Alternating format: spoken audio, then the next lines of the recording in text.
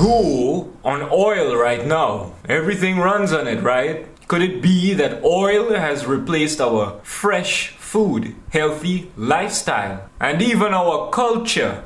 How? Well, today we see so-called progress by industrialization, and especially in the agricultural world. Developments and initiatives were made to supposedly help push green, healthy, sustainable, and increased agriculture worldwide. These developments were sometimes referred to as the Green Revolution, and it was also supposed to feed millions of hungry people. Now, this is the real deep stuff, Trinidad. This is the core of what we are getting to here in this documentary. The real core of our problems as a nation, as a human being. Trinidad is like many others. We are being forced to abandon our ancient forms of farming to take on modern methods that solely rely on a steady flow of cheap oil. This is very similar to the world of free trade, where nowadays the only way for the global economy to work, as Jay Weidner said in his essay titled The Culling, is to have cheap oil. It all comes down to the structure forcing you to rely on cheap oil. Cheap oil which would power the processing of shipping of goods and services that runs the global economy. Now, why is it that it is so necessary to have the world so dependent on cheap oil? Because if there was no cheap oil anymore, or even an oil shortage of any sort, all the industrialized so-called first world nations would crumble, because all of their wealthy businessmen with the money in their oil business would lose their wealth immediately, and their entire world would basically crash into bits and pieces right before them. Well, they can't have that. They love their money. Therefore, they make it necessary to rely on them. They would be the ones to truly suffer, my friends, if everything was to come crashing down. The entire economy would fail. Now, what would be the scariest thing for these people to see? These first world rich people? Well, the thing that they would see would be their nightmare coming true. The so-called third world countries like Trinidad and Tobago would rise. Why? Because Trinidad still has a lot of country areas. Country areas where farms are, farms that utilize millennia-old techniques of farming. Farms that do not rely on oil-intensive machinery. These farms would survive the crash of an economy. Remember, the farm is the most self-sufficient thing ever. And the more self-sufficient we are, the more powerful we are. And right now, Trinidad is not independent and is not self-sufficient. We rely on someone else for everything, especially other first world countries that we look up to so much. Instead of respecting our own selves, we sell out our respect to respect somebody else. Could it be that the abundant supply of oil in the Western world, and that includes Trinidad, has caused the people to forget about how to grow their own food without oil? There are means to doing that. Could it be that we forgot the importance of our own culture in our wild goose chase to copy the Americans in all their trends and in all their distractions, to progress forward while really moving backward ever? Could it be that we have forgotten about hard work and replaced it with laziness, as we now rely totally on convenience? And you know it is true. In all our progress, has our country gotten more hardworking? Or is it that our past selves were simpler but more effective? We now see that supermarkets are the only last place that we can get so-called fresh food from. One other place? Well, we can grow our own. Sure, the price of time would have to be paid for having to grow and prepare our own food in our backyards. But what price are you paying right now with the processed, unhealthy food and the over-reliance on other entities to the point of giving up your own freedom of rights? All of this is being done in our so-called venture towards progress. But who is being had, Trinidad? Isn't it fantastic how oil companies make a small group of men a great deal of money most of the time? Especially when they join together to maintain their profits and keep healthy competition out.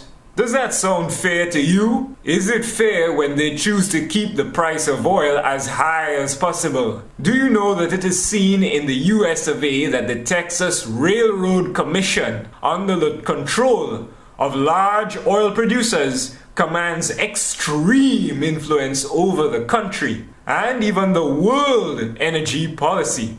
These are not our politicians. These are the men behind the curtains, pulling your strings.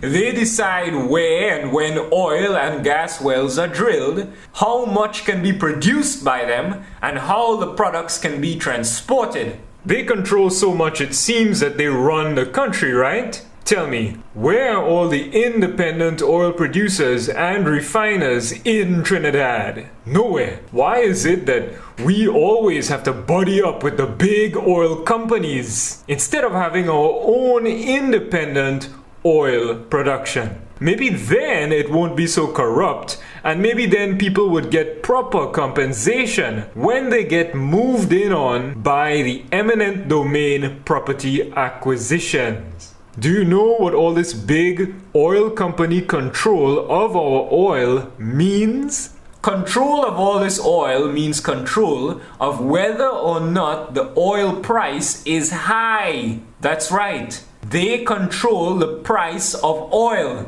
The price of oil is not dependent on whether it's accessible or not, or whether there is little or not. There is enough oil in the world for us to survive, and it does not need to be so high in price for its citizens. Billions of dollars are spent on this important resource.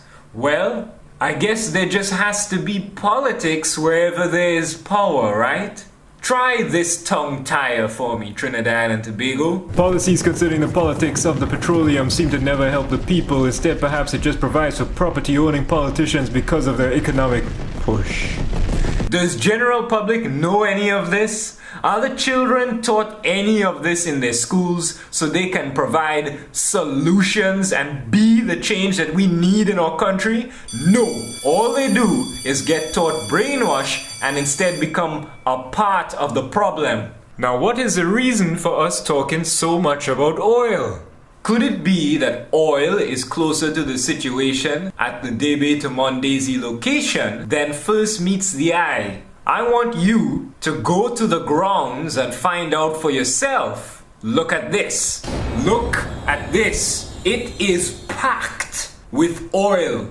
Do the people living there have any access to this? No. Do they even have a choice in making money off of it by processing it independently so that they do not have to rely on outside entities like Petrotrin? No. Perhaps the people involved in the destruction in this area just gained a couple millions at the expense of the people. Congratulations, Kamla and friends. You see, oil was there all along. And do we know anything about it? No. News doesn't even want to tell you about it. Why? Because the news are controlled by the very people who work against you. This is the Trinidad that we work in, my dear brothers and sisters. We need change. We need to take control of our oil and stop relying completely on Petrotrin. So as you can see, it has been discovered that the lands being taken from the people at Debe have a large amount of oil.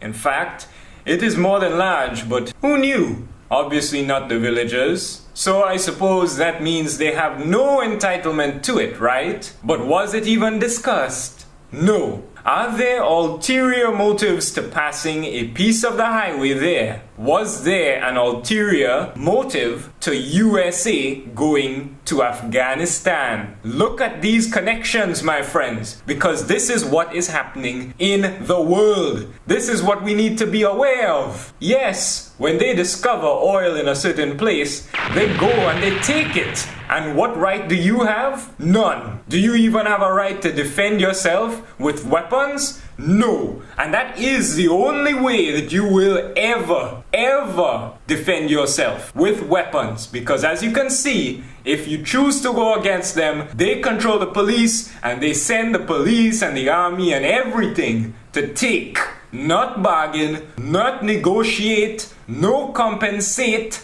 nothing. As for the war in Afghanistan, was it a war because Afghanistan was soon to become one of the most important mining centers in the world? With the New York Times even stating that the US discovered nearly $1 trillion US worth of mineral deposits in the nation. Did the US go there to protect and serve their own US citizens from terrorist dangers? Or was it because of the $500 billion in opium that the US military is currently protecting and even helping to grow? You will see that the military is actually growing the opium. That's what their job is. They trained so hard just to be sent to another place, rape and kill some defenseless countryside people, take their opium, take their farms, and just grow it out